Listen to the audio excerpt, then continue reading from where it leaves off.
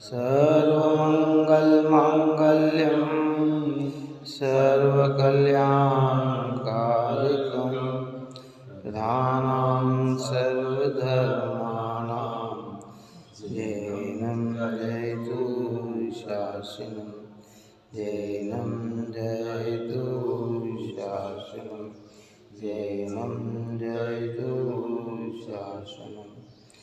नमः समयसाराय स्वानुभूत्या चरास्ते चित्स्वभावाय भावाय सर्वभावान्तरक्षिते सर्वभावान्तरक्षिते सर्वभावान्तरक्षिते।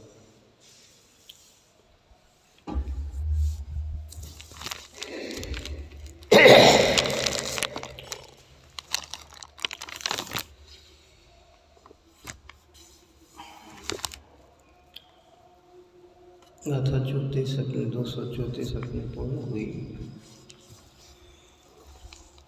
स्थितिकरण की चर्चा अब यहाँ वात्सल्य गुण की गाथा है। गाथा नंबर 235 की हिंदी गाथा। मोक्ष पद में साधु त्रय का वत्सल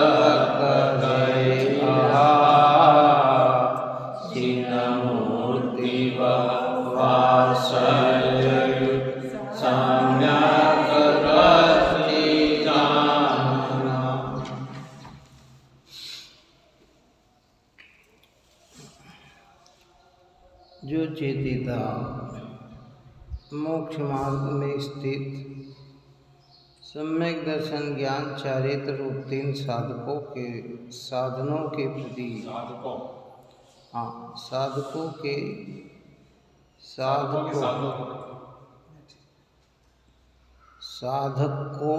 साधनों के प्रति मोक्ष मार्ग की जो साधना कर रहे हैं, जो साधक हैं, उस मोक्ष मार्ग के साधक के जो साधन हैं उनके प्रति अर्थात व्यवहार से आचार्य उपाध्याय साधु मुनि इन 3 साधुओं के प्रति वात्सल्य करता है, वह वात्सल्यत्व भाव से युक्त सम्यक दृष्टि जानना चाहिए। वात्सल्यत्व का अर्थ होता है प्रेम, अनुराग। प्रेम का अर्थ, राग का अर्थ, जब वात्सल्य है तो राग, लेकिन इस राग का नाम है बिना स्वार्थ का राग। ऐसा राग तो आप और हम भी करते हैं, है ना। जैसे परिवार में परिवार के प्रति अनुराग होता है, लेकिन उसमें कहीं न कहीं स्वार्थ है। लेकिन मोक्ष मार्ग में स्थित जो साधु हैं, जो धर्मी जीव हैं, उनके प्रति धर्मात्मा का सहज ही ऐसा अनुराग आता है कि जिसमें मात्र वे अपने साधना को बढ़ाए। किसकी साधना को बढ़ाए? और साधन में लगे हुए के प्रति जो प्रीति आती है उसका नाम है वात्सल्य। उसमें अपना निजी स्वार्थ कुछ भी नहीं। इसलिए इसकी प्रधानता में जो दृष्टांत दिया जाता है कि धर्मी से गोवत्स प्रीति सम, इससे गाय अपने बछड़े से बिना स्वार्थ के प्रेम करती है। कौन? दृष्टांत ऐसे ही दिए जाते हैं क्योंकि दृष्टांत से तो सिद्धांत समझना पड़ता है। गाय को बछड़े से क्या, बुढ़ापे में मेरी सेवा करेगा, ये करेगा, कुछ भी नहीं है। उसका तो बच्चे के प्रति अंतरंग से ही प्रेम इतना उमड़ता है कि अगर सिंह सामने आ जाए तो वह बच्चे को बचाने के लिए अपने प्राण भी लगा देती, लड़ने लग जाती, शक्तिहीन होकर भी वह उससे लड़ भिड़ती है। और कोई स्वार्थ नहीं, मनुष्य का स्वार्थ है। मनुष्य तो सोचता है, जैसे एक दूसरे से प्रेम करते दिखाई देते तो कहते भैया हमने इनको भोजन कराया, कल ये हमको भोजन कराएंगे, हमने इनका सम्मान किया, कल ये हमारा सम्मान करेंगे।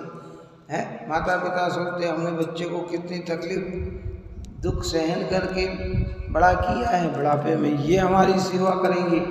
लेकिन धर्मात्मा को, ज्ञानी सम्यक दृष्टि को, जो मोक्ष मार्ग में स्थित लगे आचार्य उपाध्याय साधु भगवंत हैं, उनके प्रति हृदय से ही प्रेम उमड़ता है, उसमें कहीं स्वार्थ नहीं।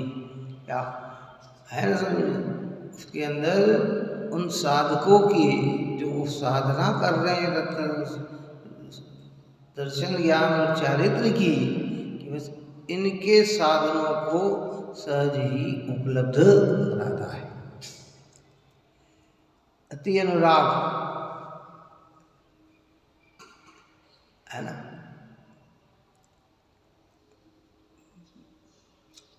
दुनिया के अंदर यद्यपि लौकिक कार्य को भी हम वात्सल्य नाम दे देते हैं, लेकिन वात्सल्य वास्तविक नाम में वही है कि जिसमें किसी भी प्रकार की अपनी चाह नहीं है।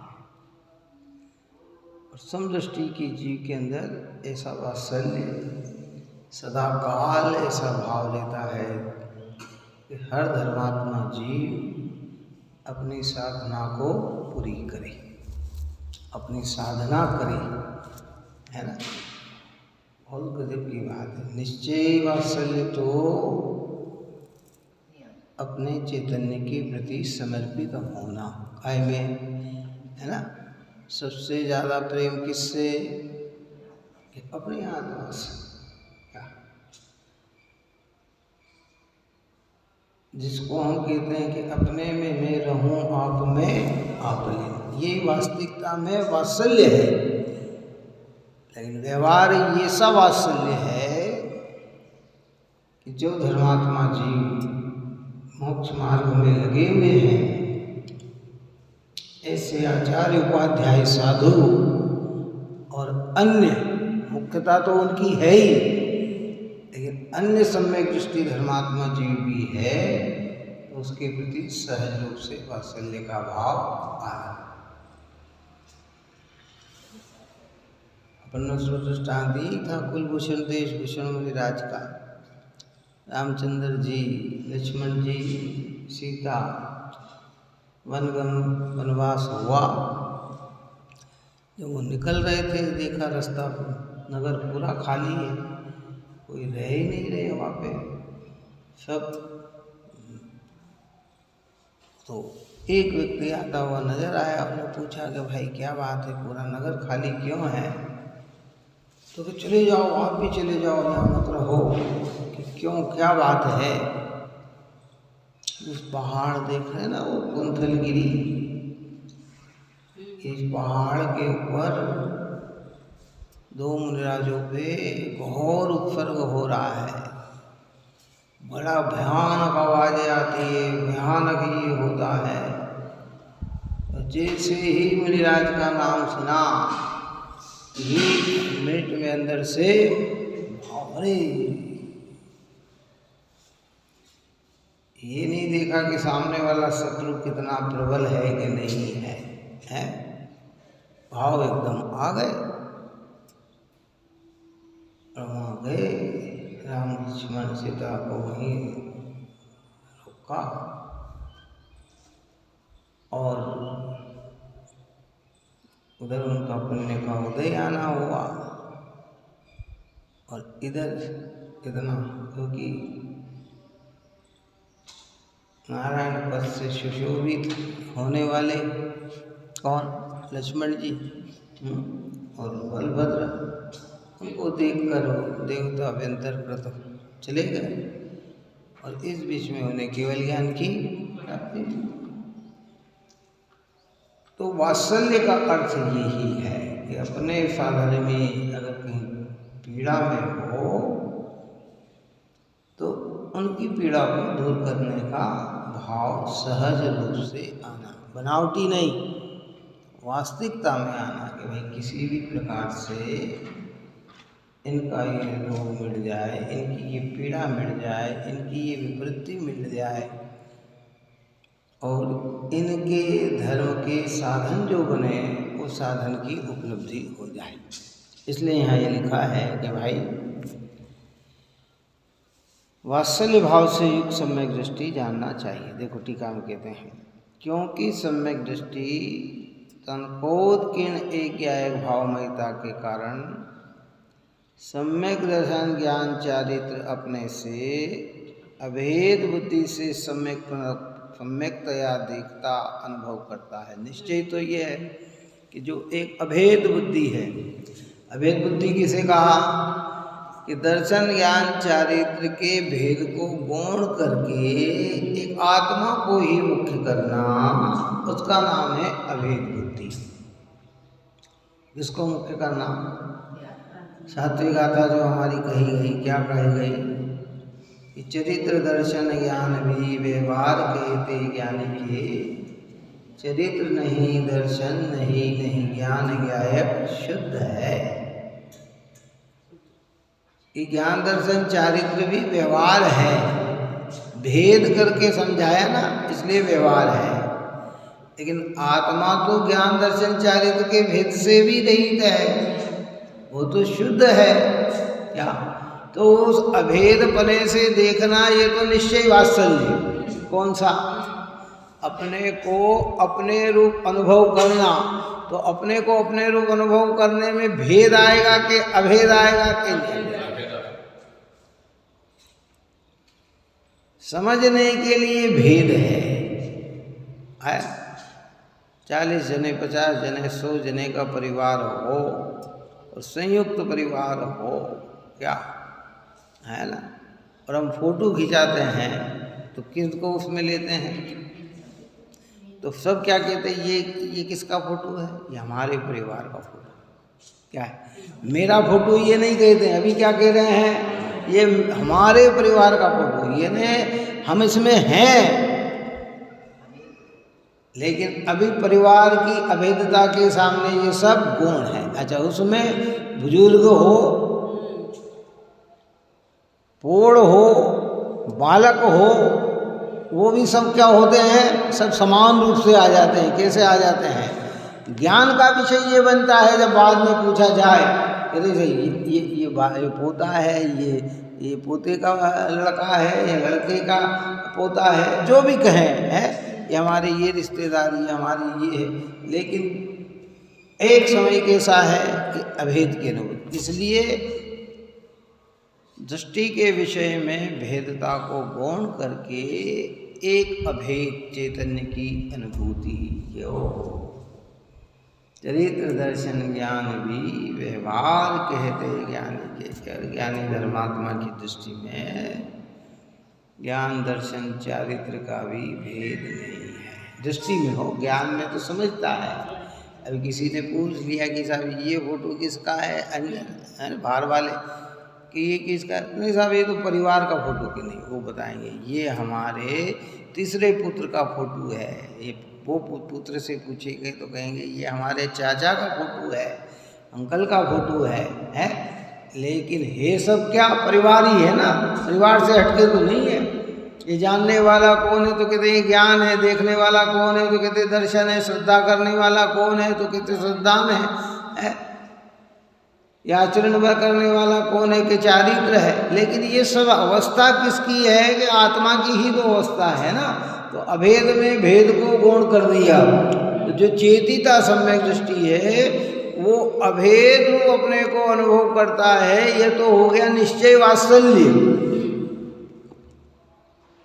अपने से अपनी प्रीति।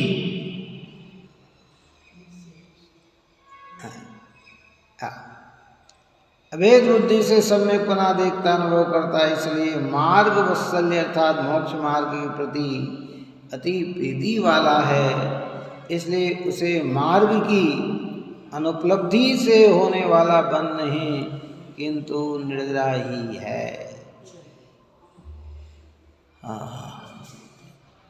कि उसको निर्ग्राही है, ऐसा अनुभव होने पर अभी पूरी तरह से आत्मा में स्थित नहीं हो पाया है, तो भी पूर्व का कर्म क्या होता है, क्षीरग्राही है।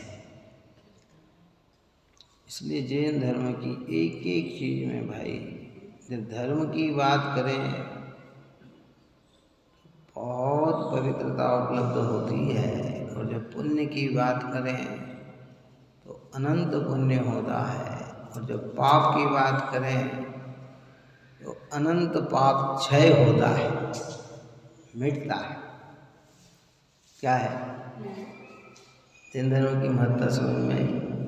जैन धर्म की कोई क्रिया, कोई कार्य पाप बढ़ाने वाले नहीं होते हैं, पाप के पोषण करने वाले नहीं होते हैं, पाप मिटाने वाला।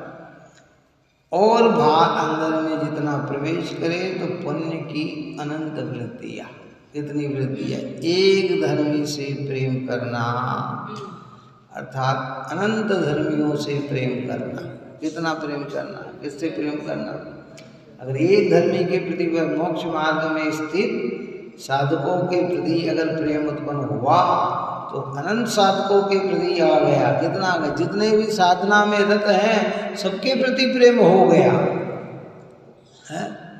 और निश्चय में अभेद दृष्टि हुई तो किससे प्रेम हो गया? अपने से प्रेम हो गया, अपने से प्रेम हो गया। नहीं नहीं नहीं, मेरा चैतन्य भगवान आत्मा ज्ञान और आनंदमय है। ज्ञान और आनंदमय की परिणति में सदा बनी रहे, जैसी भावना उसके हृदय में रहती है। यदि भी अभी पूरी तरह से स्थिरता नहीं है तो भी जो उदय में आई हुई प्रक्रिया है वो खिड़ जाती है, नया बंधन होता नहीं। प्रेम अद्भुत प्रेम होना चाहिए। साधर्मी का अर्थ क्या बताया था? शाब्दिक रचना साधर्मी, एक समान दृष्टि वाले, एक समान आराधना वाले, एक समान धर्म के कार्य करने वाले, वे सब क्या होते हैं? साधर्मी। तो किसके प्रति प्रेम है ना? विशेष, सामान्य और विशेष में अंतर होता। देखो हम जो हमारी सम्यक्त की चार भावना होती है ना, उसमें एक मैत्री भावना है। मैत्री भावना में और वात्सल्य में अंतर है।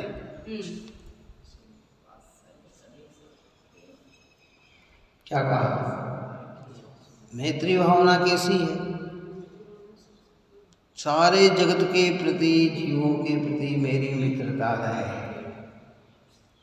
मित्रता होना अलग है, लेकिन वात्सल्य सब पे उत्पन्न नहीं होगा। वात्सल्य तो साधकों के प्रति आएगा। क्या समझ में आया? अभी जैसे अमेरिका के जीव हैं, रसिया के जीव हैं, कहाँ के हैं, यूक्रेन के जीव हैं, उनके प्रति भी हमारी मित्रता हो सकती है, भाव हो सकते हैं। लेकिन वात्सल्य किनके प्रति आएगा? साधर्मी के प्रति आएगा। बात आई कि नहीं आई? ये भाव तो सम्यक दृष्टि में है ही मित्रता का। मैत्री भाव जगत में मेरा सब जीवों से नित्य रहेगी। सारे जगत के जीव, सब जीव, अब सब जीव की संख्या में दिखने वाले स्थूल जीव नहीं, न दिखने वाले सूक्ष्म जीव भी, एकेंद्री से लेकर सकलेंद्री तक, नारकी से लेकर देव तक, मनुष्य तिरेंज के सारे जीव के हे भगवान, इस सारे जीवों के प्रति मेरा मित्रता का व्यवहार हो, इन सब जीवों के प्रति मेरी मित्रता हो। लेकिन वात्सल्य किनके प्रति होता है? साधर्मी के प्रति। विशेष अनुराग होता है ना। इस समाज का हर व्यक्ति हमारे लिए दृष्टि में समान होने पर भी सबके प्रति अनुराग नहीं आता है। अनुराग उनके प्रति आता है कि जो धर्म कार्य में लगे हुए हैं। द्वेष तो किसी से नहीं करना, बात आ गई समझ में। कि ना माने या न माने, अनुकूल चले या न चले, प्रशंसा करे या न करे, है ना। लेकिन अंदर का अनुराग किसका है? आप और हम भोजन करने बैठते हैं तो किसका किसकी सोचते हैं? सारे जगत को भोजन मिले ये तो बात, पर विकल्प बार बार किनके सताएंगे? अरे इनने भोजन करा के नहीं, इनने भोजन करा के नहीं, इनने भोजन करा के नहीं। अब उसको कोई अलग ले तो बात अलग है, लेकिन ये इतना अंतर पड़ता है मैत्री भावना में और वात्सल्य में। वात्सल्य वहीं उत्पन्न होता है जो साधकों की साधना में लगे हुए हैं, सम्यक दर्शन ज्ञान चारित्र के मार्ग में लगे हुए हैं। हम कहते हैं कि त्रिलोक में 2.5 दीप के अंदर जितने भी विराजमान हैं, गणधर भगवंत, आचार्य भगवंत, उपाध्याय भगवंत, साधु भगवंत, अर्जी काजी, ऐलक जी, चिल्लक जी, दर्शन प्रतिमा से लेके उद्दिष्ट हार त्याग प्रतिमाधारी जगत की समदृष्टि धर्मात्मा पुरुष को निरंतराय आहार हो, भोजन हो। एक भी व्यक्ति के आहार में अंतराय न आए, भूखा कोई नहीं रहे, ये बात तो है। लेकिन इनके प्रति क्या है? विशेष अनुराग, विशेष अनुराग। 2.5 दीप के अंदर आज जो प्रत्यक्ष नहीं दिख रहे तो अप्रत्यक्ष रूप में अनुराग।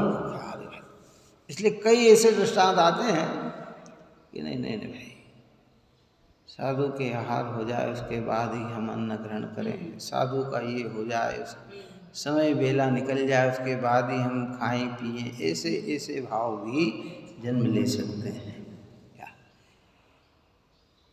मित्रता का व्यवहार तो सबसे हो सकता है। आज अजैन जो व्यक्ति भी हमारे यहाँ आ जाएगा, दोस्त होगा, हम बहुत अच्छा उसकी मनपसंद 10 चीज़ बनाएंगे, ये खिलाएंगे, कि वो तो मित्रता है, वो स्वार्थ है। कौन सा स्वार्थ है? कि जब हम जाएंगे तो हमारी भी व्यवस्था ऐसी हो। लेकिन साधर्मी के प्रति स्वार्थ नहीं होता है। कैसा है? वहाँ तो अंदर से ऊँग आती है कि अरे नहीं, ये जीव धर्मी है। और ऐसा है गुरु का शिष्यों के प्रति अनुराग। राग तो सबसे होता है, लेकिन अनुराग विशेष से होता है ना। दृष्टान मालिका का दृष्टान दिया था ना एक बार का,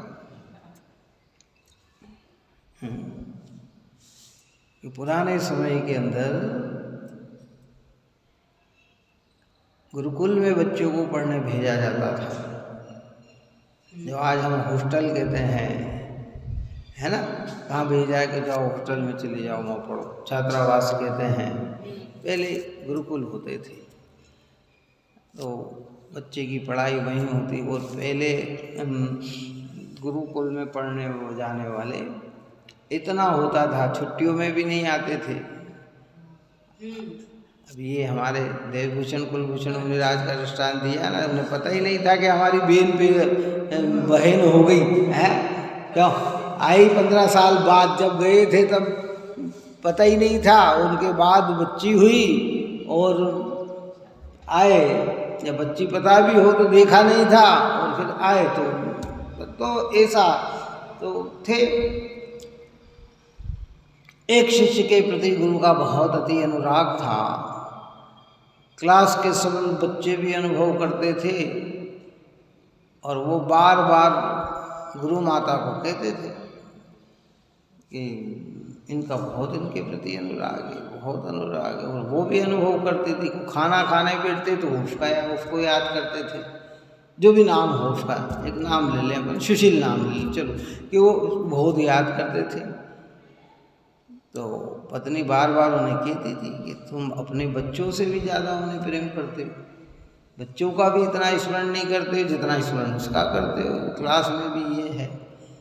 तो उनने क्या कहें कि किसी दिन तुम्हें बताएंगे, किसी दिन तुम्हें कहेंगे क्या। तो ठीक है। 2-4 दिन बाद उन्होंने क्या किया कि अपने हाथ पे एक अच्छा पट्टा बांधा है और ऐसा बड़ा, और बहुत दर्द हो रहा, बहुत दर्द हो रहा, बहुत दर्द हो रहा, चिल्लाने लगे, अरे हाय हाय हाय। स्कूल में सब इकट्ठे हो गए, पत्नी को भी बुलाया, क्या हो गया, क्या हो गया, हाथ में क्या हो गया, एकदम ये क्या हो गया, हाथ इतना लगा। उन्होंने कहा कि भैया मैं बचपन में भी मेरे को ऐसा हो गया था। क्या? तो इस बीमारी का इलाज सिर्फ एक ही है कि इसमें जो बस पड़ गया, जो भी इसके अंदर है, वो अगर मुंह से कोई चूस ले तो ठीक। बचपन में तो मेरी माता ने चूस लिया था तो मैं ठीक हो गया। अब ये अगर कोई चूस ले तो ये ठीक हो सकता है। अब कौन हिम्मत करे। वो बच्चा इधर उधर से आया, बोले गुरुजी क्या हो गया, गुरुजी क्या हो गया। अरे भैया ये ऐसी बीमारी। उसने बिना देखे एकदम मुंह लगा दिया। कितना लगा दिया? उसमें तो कोई फोड़ा तो था नहीं, वहाँ तो आम था। क्या था? है ना, है तो आम का स्वाद आया। तो फिर पत्नी को बोला, समझ में आई तुमको बात? क्या इस समझ में आई कि इसके प्रति मेरा अनुराग क्यों है, ये क्यों अनुराग आता है, बार बार इसका ख्याल क्यों आता है। सुन सुनकर सब निगाह निकल गए। आगे कोई निगाह चुराने लग गया कि मुझे बुला के गुरुजी नहीं कहते कि भैया चूस लो, कि फलाना कर लो, कि ये कर लो। पत्नी है, सब ने कहा। तो ऐसी दशा धर्मी जीव कैसे होते हैं कि ऐसे होते हैं, ऐसे धर्मात्मा जीव ऐसे होते हैं कि उनकी सेवा के लिए तैयार। अरे भैया कब ऐसे अवसर मिले। मनुष्य जीवन में ही ऐसा अवसर मिलता है।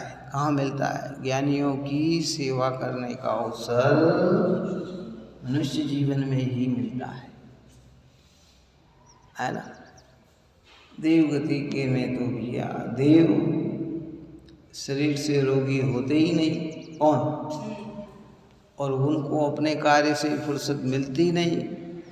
तिरंचों के पास है तो सेवा कर सकते नहीं, और कदाचित करे तो धर्मी अधर्मी की पहचान नहीं। और आप और हमको तो क्या योग्यता मिल जाती है कि पहचान मिल जाती है? तो कहते उसके प्रति अनुराग, साधकों के प्रति अनुराग, चाहे आचार्य भगवंत हो, चाहे उपाध्याय भगवंत हो, चाहे साधु मुनिराज हो, या सम्यक दर्शन ज्ञानचार्य से युक्त जो भी साधर्मी जन हैं, उनके प्रति अंदर से अनुराग आना।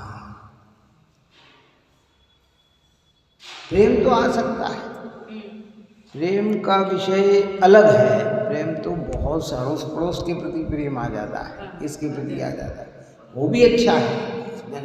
पड़ोसी अगर दुखी है तो उसकी भी सेवा का भाव आ जाए तो अच्छा है। कोई बुजुर्ग है उसकी सेवा का भाव आ जाए तो अच्छा है। पर वो वत्सलत नहीं है। वत्सलत तो धर्मियों के प्रति भाव जो आता है वो वत्सलत है, क्योंकि उसमें स्व का भी हित है और पर का भी हित है, अपना भी हित छिपा हुआ है उसके अंदर। ऐसे यहाँ कहते हैं कि भाई अभेद, इसलिए मार्ग वत्सल अर्थात मोक्ष मार्ग के प्रति अति प्रीति वाला है, इसलिए उसे मार्ग की अनुपलब्धि से होने वाला बंध नहीं किंतु निर्जरा ही है। भावार्थ, वात्सल्य का अर्थ है प्रीति भाव। जो जीव मोक्ष मार्ग रूप अपने स्वरूप के प्रति प्रीति वाला, अनुराग वाला हो, उसे मार्ग की अप्राप्ति से होने वाला बंध नहीं होता। अभी प्राप्ति नहीं हुई ना बाहर की, जितनी हुई उतने अधिक नहीं हुई, तो उससे भी बंध नहीं होता। वो आया हुआ कर्म क्या होता है?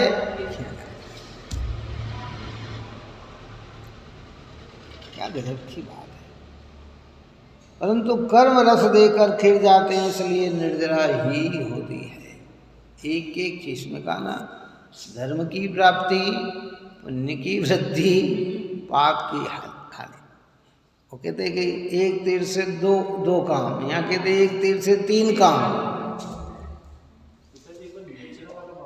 हाँ, क्या कहते हैं, मोक्ष मार्ग अपने स्वरूप के प्रति प्रीति वाला, अनुराग वाला हो, उसे मार्ग की अप्राप्ति से होने वाला, अभी उसे पूरा मार्ग प्राप्त नहीं हुआ है ना पूर्णता, तो वो अभी पूर्णता नहीं हुई है, तो बंध तो है, लेकिन वो पुराना बंधन अधिक खिड़ जाता है। कितना खिड़ जाता है? और नया बंधन थोड़ा सा होता है, जिसको गिना नहीं है, तो कहते हैं कि उसको निर्जरा ही होती। वो जो दृष्टांत अपना ऊपर से जो चल रहा है कि 50,000 का चुकाया और 1,000 का लिया, तो कर्जा नहीं कहलाता है, चुकाना ही कहलाता है ना।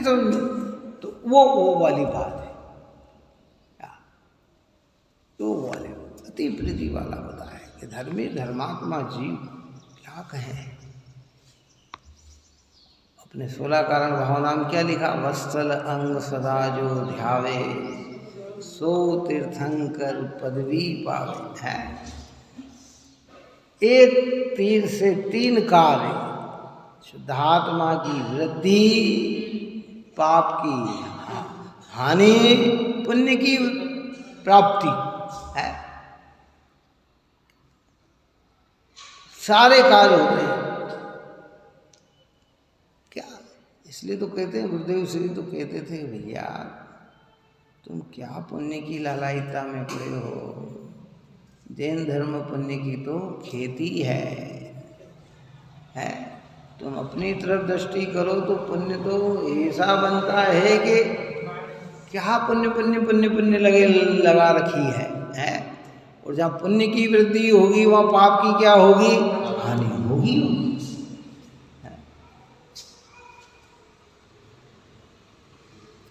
इसलिए सब अद्भुत गुण है भाई, हमें शांति से इस विषय पे विचार करना चाहिए। समस्त वस्तल अंग सदा जो ध्यावे, सदा तीर्थंकर पदवी काय से मिलती है, सारे जगत के जीवों के प्रति कल्याण की भावना, सब भगवान बन जाए, है ना, और सारे जगत के जीवों के दुख का अभाव हो जाए, और जहाँ धर्म धर्मात्मा जीवे उनके प्रति अनुराग उत्पन्न होने लग जाए, उसमें पावर है कि बंधे तो तीर्थंकर प्रकृति बन सकती है।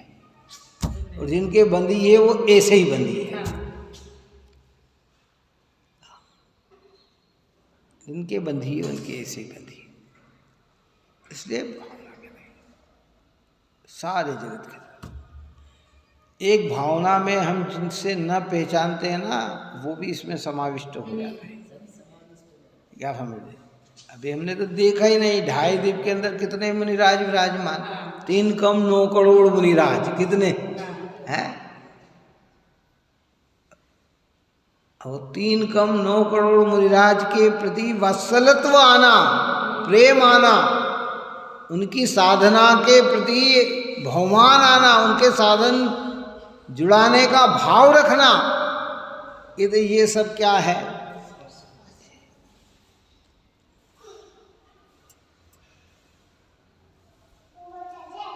गजब की बात है, अंतंग अनुराग। गुरुदेव श्री का वो वाक्य है ना, कौन सा, जो हमेशा अपन कहते हैं, खेमजी भाई की टेप में भी आया और कई जगह लिखा भी है कि जितनी प्रीति और प्रेम परिवार से हो, उससे अनंत गुना प्रेम धर्म और धर्मायतन के प्रति होना चाहिए, धर्मी के प्रति होना चाहिए। और जितनी प्रीति और प्रेम धर्म के प्रति हो, धर्मात्मा के प्रति हो, उससे अनंत गुना अति प्रेम आत्मा के प्रति होना चाहिए, अपनी आत्मा के प्रति होना चाहिए। अरे मेरा चित्र। कबीरदास ने एक बहुत उत्कृष्ट बात लिखी, सब दूर है, देखो निगाह निकालना की जरूरत है। सुर नर मुनिजन देवता ब्रह्मा ब्रह्मा विष्णु महेश, ऊंचा महल कबीर का, पार न पावे लेस। क्या ले हमारे यहाँ जो बात है ना, आत्मा परम अप्पा सो परम अप्पा है, क्या कह रहे हैं वो, सूर्य नर मुनि जन देवता और ब्रह्मा विष्णु महेश। किसको मानने वाले थे वो? ब्रह्मा विष्णु महेश को मानने वाले हैं ना, है? वो भी अभेद दृष्टि से कह रहे हैं। ऊंचा महल कबीर का रहने का स्थान उससे भी ऊंचा है।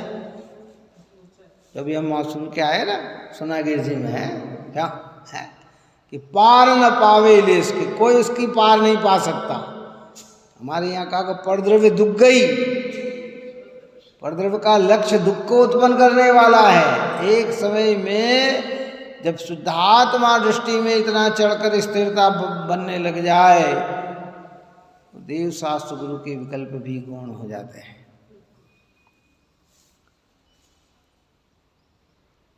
गजब की बात है।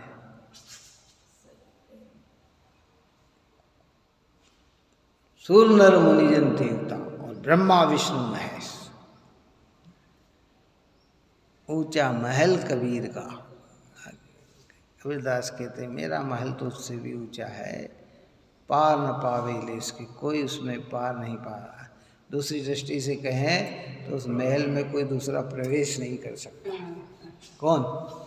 अपनी आत्मा में देखो, सर्वज्ञ भगवान हमारी आत्मा को जान तो सकते हैं पर हम में प्रवेश नहीं कर सकते।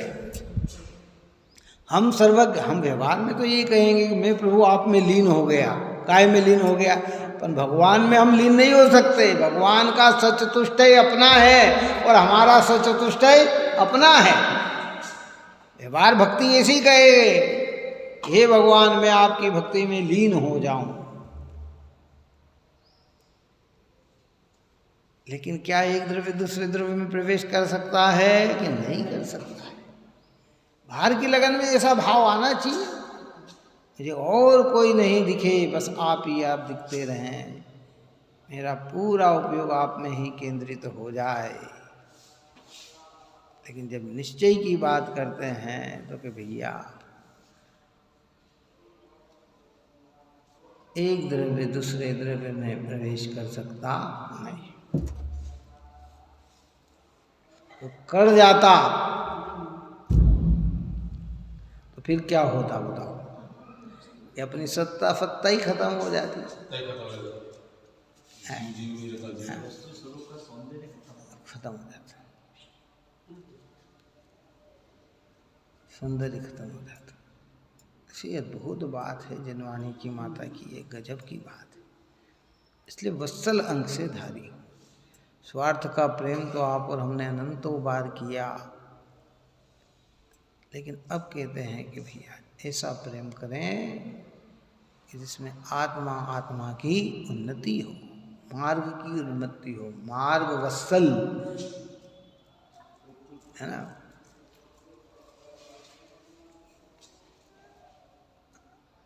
क्या है सोलह कारण भावना में एक मार्ग प्रभावना भावना भी है, मार्ग है ना। गजब गजब की चीज़ें हैं, ऐसी अद्भुत बातें लिख रखी आचार्य भगवंतों ने। अपन बहुत अभागे हैं कि पूरी तरह से इसका रस ले पाते नहीं है। मुक्ति के साधन में कमी नहीं है, जाने में कमी है। हमारे पुरुषार्थ में कमी है, हमारी कमजोरियां हैं। क्या एक एक शब्द सम्यक्त के लिए देने के लिए तैयार बैठी जनवाणी माता के तुम ले हो, लेकिन हम कहीं ना कहीं अटक जाते हैं, भटक जाते हैं। क्या है? बाहर में तो हम किसी चीज को नहीं छोड़ते भाई। जैसे किसी ने भोजन पे आमंत्रित किया हो और उसके यहाँ 10-20 प्रकार का आइटम बना हो, तो हम एक भी चीज छूट जाए तो मन दुखता है। अरे थोड़ा चख लेते तो क्या, देखते तो सही क्या। लेकिन यहाँ हमारा छूट गया तो छूट गया, हमारे क्या बिगड़ा है। एक बात सुन लो, है वहाँ यहाँ इतना नहीं आता रस कि भैया ये अंग कैसा है, ये गुण कैसा है, ये कैसा, इसकी क्या है, कि इतना भीतर में वो नहीं आता है। ठीक है, यही तो इंद्रिय गम्य और अतीन्द्रिय में अंतर है कि इंद्रियों से दिखते हुए का विश्वास हम कर लेते हैं, लेकिन जो पकड़ में नहीं आ रहा है उसको जिनवाणी विश्वास दिलाती है, पर हम वहाँ पहुँच पाते नहीं। सेवा करने का भाव, अभी एक और भावना 16 कारण भावना में एक वैयाव्रत भावना भी है। कौन सी है? साधु समाधि है, वैयाव्रत, शक्ति प्रमाण त्याग, शक्ति प्रमाण तप है, ये सब निर्दोष भावना है। ये तो ये इसमें सब गर्भित है वत्सल भावना, ये सब प्रेम। मुमुक्षु का मतलब क्या? मोक्ष के अभिलाषी। अब मोक्ष का अभिलाषी कौन जीव? कि जो भी जीव है उसके प्रति हमारा भाव कैसा? कि वात्सल्य भाव होना चाहिए। ऐसा कोई भी हो, अगर मोक्ष का अभिलाषी है तो प्रेम उमड़ना चाहिए, अंदर से आना चाहिए कि अरे ये है, ऐसा प्रेम सहज होना चाहिए है। हाँ, सभी जीव के प्रति धर्मियों का होता है, हमें करने का प्रयत्न करना चाहिए। निस्वार्थ, अपनी नीचे की मुख्यता न करके जगत के कल्याण की मुख्यता के अर्थकारी हो, क्या है ना, तो उसके अंदर से सहज रूप से कार्य की सिद्धि होती है। क्या कौन से गुण की चर्चा अपन ने कर ली? 7वां गुण वत्सल, निशंकित, निकांचित, निर्विचिकित्स, अमोदृष्टि, उपगुहन, स्थितिकरण और वात्सल्य। 8 गुण प्रकट होना 8 कर्मों के को नाश करने के लिए लड़ने के समान। ये शस्त्र हैं हमारे। कौन से शस्त्र हैं? ये गुण प्रकट हुए तो शस्त्र है हमारे हाथ में। अब आ जाओ कर्म, हम तुमसे घबराने वाले नहीं, हम तुमसे लड़ेंगे, लेकिन होना चाहिए ये शस्त्र हमारे से, क्योंकि कर्म बहुत बलवान है, तो उसके लिए ये भी होना जरूरी है। वात्सल्य, सहजता से भाव का होना। फिर ध्यान से सुन ले कि प्रेम और वात्सल्य में अंतर है, मित्रता और वात्सल्य में अंतर है। मित्रता में भी इतना भाव आता है, कितना भाव आता है कि अपनी अच्छी से अच्छी चीज अपने मित्र के लिए उपयोग दे सकता है। वो कहता अरे यार वहाँ जाना, कपड़े, अरे कोई बात नहीं, मेरा सूट पहन लो, देर क्यों, लाओ अच्छा वाला लाओ, है। दो सहेली आपस में, अरे नहीं चलो ये आभूषण पहन लो, ऐसा भी अनुराग हो तो इतनी मित्रता का भी भाव आ सकता है। खाने में इतना, अरे कोई बात नहीं, आप तो उनको दे दो, हम तो फिर और बाद में खा लेंगे, ऐसा भी भाव आ सकता है। वो मित्रता का है, उसमें मित्रता के भाव में परस्पर है। कैसा है? परस्पर का भाव है। आपने मेरे से कोई चीज मांगी और मैंने हृदय से दे दी, तो आपके अंदर ये भाव रहेगा कि कभी मेरे को अवसर मिलेगा तो मैं भी ये इनके लिए करूँगा। क्या समझ में आया?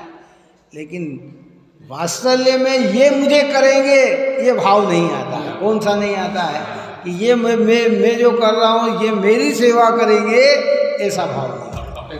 अपेक्षा निरपेक्ष होता है, उसके अंदर इस प्रकार का भाव नहीं आता है। और वो परस्पर, और कदाचित ऐसा अवसर बन जाता है कि आपने मांगी चीज हमने दे दी, हमने मांगी और आपने देखा आनाकानी कर दी, तो फिर दोबारा उसके प्रति भाव नहीं आता है। किसके प्रति? अरे रे रे रे भैया इसके करना है। लेकिन वात्सल्य में ऐसा नहीं होता है। वात्सल्य के अंदर तो हर समय, और सम्यक दर्शन ज्ञान चारित्र से युक्त जितने भी धर्मात्मा धर्मी विश्व में विराजमान है, सब निर्मल परिणाम के धारी है। उनके अंदर एक ही उनका अभिप्राय है कि जगत के सारे प्राणी अष्टकर्म को क्षय करके मोक्ष की प्राप्ति करे, कोई बंधन में न रहे। सबके बंधन को छोड़ने की भावना होती है, तो उनमें स्वार्थ आता ही नहीं।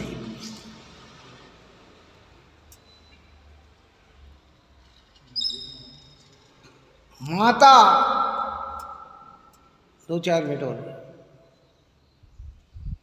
सारे घर वाले को अच्छा खिलाती पिलाती बढ़िया करती, स्वयं भूखा रह लेती या कम खा लेती है बच्चों का, लेकिन वो भी वात्सल्य भाव नहीं है।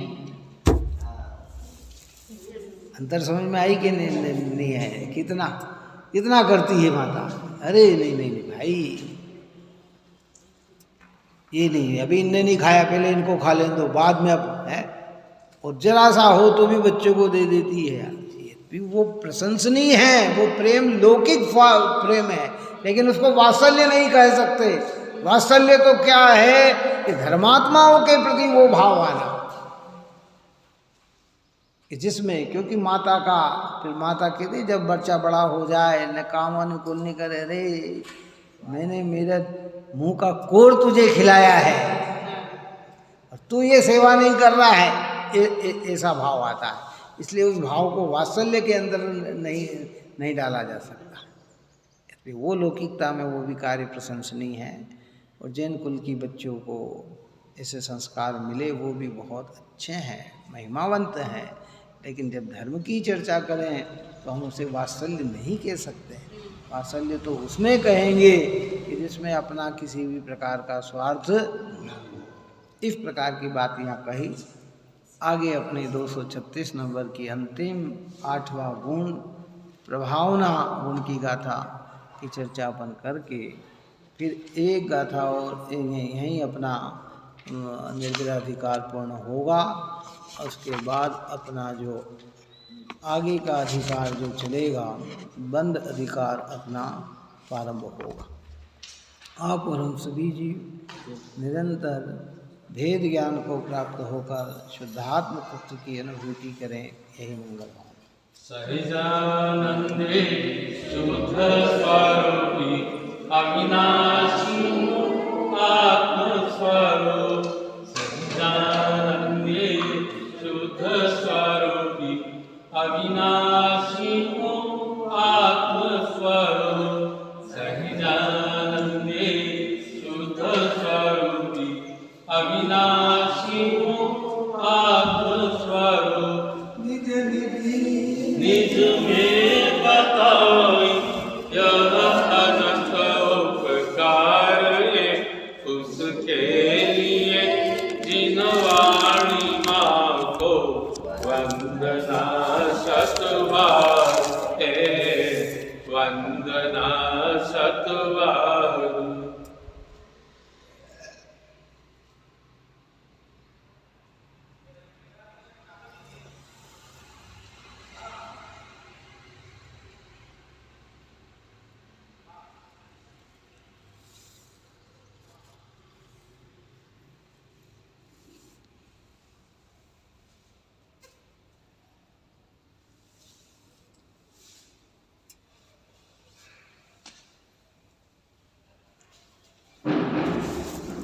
वाणी के ज्ञान से सूझे